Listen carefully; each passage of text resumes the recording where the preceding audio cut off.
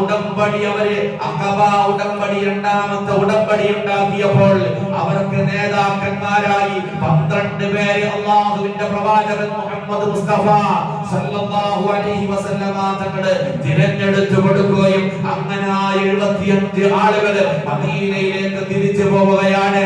ആ ഹിജ്റയുടെ തുടക്കമാകുന്ന ഒന്നാം അഖബയും രണ്ടാം അഖബയും നടന്നതിന് ശേഷമാണ് ലോകത്തിന്റെ നേതാവ് അഷ്റഫുൽ ഖൽഖ് മുഹമ്മദ് മുസ്തഫ സല്ലല്ലാഹു അലൈഹി വസല്ലമ തങ്ങൾ ഹിജ്റക്ക് തയ്യാറാകുന്നത്. അവിടെ കളമൊരുക്കിയതിന് ശേഷം അവിടെ ചെന്നാൽ തങ്ങളെ അംഗീകരിക്കുന്ന ഒരു വിഭാഗം ഉണ്ടാകുമെന്ന് മനസ്സിലാക്കിയപ്പോൾ തങ്ങളെ സംരക്ഷിക്കുമെന്ന ഒരു വിഭാഗം ആളുകളുണ്ടെന്ന് ഉറപ്പുവരുത്തിയതിന് ശേഷമാണ് ലോകത്തിന്റെ നേതാവ് മുഹമ്മദ് മുസ്തഫ സല്ലല്ലാഹു അലൈഹി വസല്ലമ തങ്ങൾ ഹിജ്റക്ക് തയ്യാറാകുന്നത്.